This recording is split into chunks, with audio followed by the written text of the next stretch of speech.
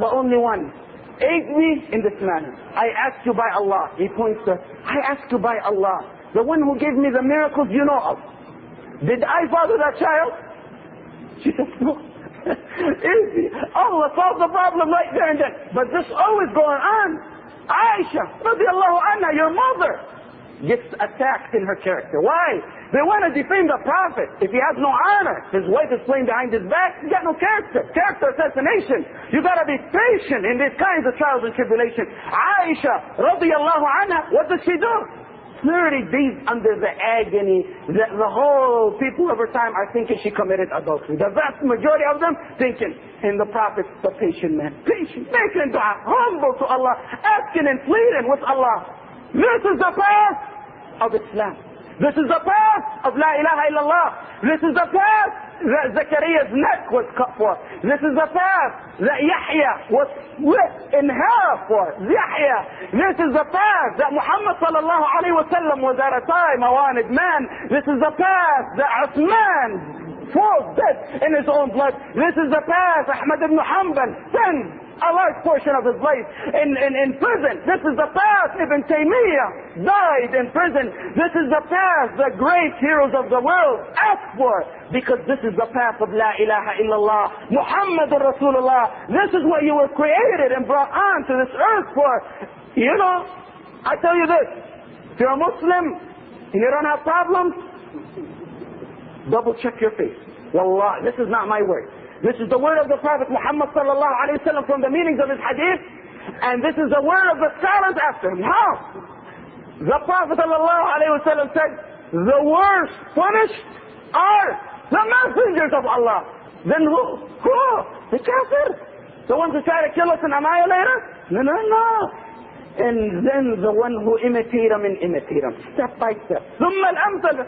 You say, why? Is Allah oppressive? Ma'ad Allah. Allah's not oppressive. But when the kafir failed the first test, there's no need for any more tests. He's doomed. Why test him anymore? When the Muslim got the first test, he passed the first stage, you got to go to the second stage. First semester, second semester, third semester, first grade, second grade. If you failed in first grade, one time, two times, you're out. Why would we need to test you again? You're a failure. This is the justice of Allah. This is the justice of Allah. This is the path of the messengers of Allah. And this is something you gotta be patient for. ثم صلوا على خاتم النبيين وإمام المرسلين فقد أمركم الله بالصلاة والسلام عليه فقال إن الله وملائكته يصلون على النبي يا أيها الذين آمنوا صلوا عليه وسلموا تسليما وقال صلى الله عليه وسلم من صلى علي واحدة صلى الله عليه بعشرة. اللهم صل وبارك على محمد وعلى آل محمد كما صليت وباركت على إبراهيم وعلى آل إبراهيم إنك حميد مجيد. وارض اللهم عن الأربعة الخلفاء الأئمة الحنفاء أبي بكر الصديق وعمر الفاروق وذي النورين عثمان وأبي السبطين علي وعن آل بيت نبيك الطيبين الطاهرين وعن أزواجه أمهات المؤمنين وعن الصحابة والتابعين وعنا معهم بمنك وعفوك وإحسانك يا أرحم الراحمين. اللهم انصر الإسلام وأعز المسلمين ودمر أعداء الدين واهلك الزنادقة والملحدين. اللهم ارفع على الجهاد وانصر المجاهد. اللهم أبرم لهذه الأمة أمر رشد يعز فيه أهل طاعتك ويذل فيه معصيتك ويؤمر فيه بالمعروف وينهى فيه عن المنكر. I leave you with one last story, and I leave it to the end so it can settle in your mind. It is a story narrated by Ibn Habban in a book called As-Siqat, authentic story, where a young soldier leaves Palestine to go back to the outskirts where his family is. One of the journeys, he sees a tent, and in the tent is someone saying, "Oh Allah, give me the power to thank you for all that you've given me. Oh Allah, I thank you for making me better than a large portion of the people." Look at what the dua is. I ask you Allah to give me the power to thank you.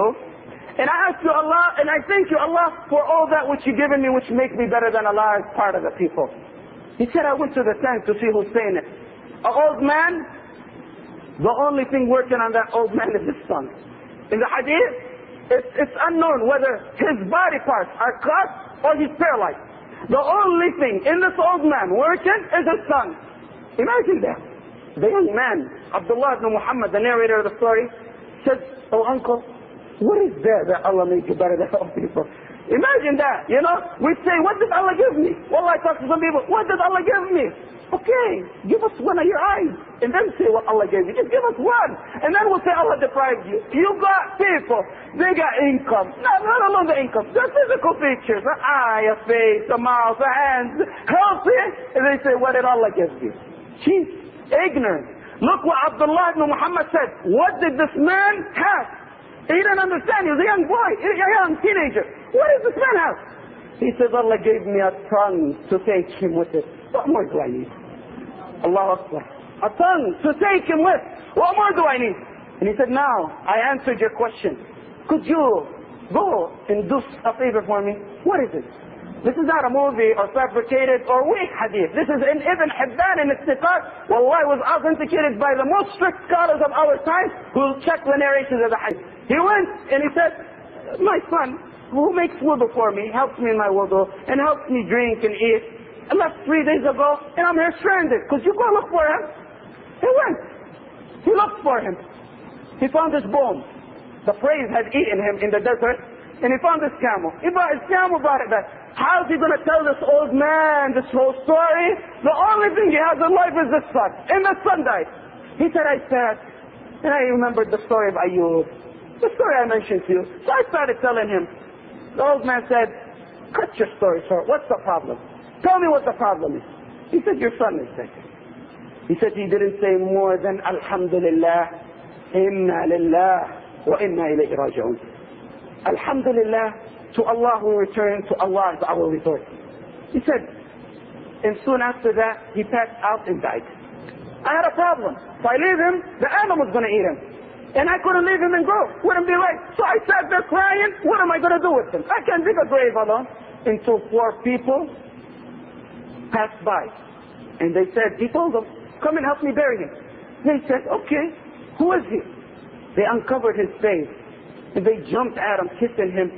They said, you don't know who this man is? This is Abdullah ibn Zayd, Abu Qulab al-Jurmi, the biggest student of Ibn Abbas. He loved knowledge and he loved Islam. And he fought in battles and committed his life for the sake of Allah. This is him. And they began crying and kissing him. They buried him. He couldn't get this story out of his mind. That young boy, Abdullah ibn Muhammad, couldn't get the story out of his mind. When you're thinking about something all day, you're going to dream about it.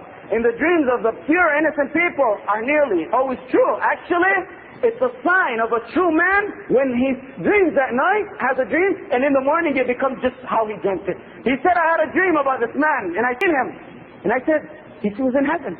I said, you're the man who was my friend last night. He said, yes. I said, what did Allah do to you? He said, peace be upon you. Enter heaven as you were patient. Salamun alaykum. Udkhulul jannata bima sabartum.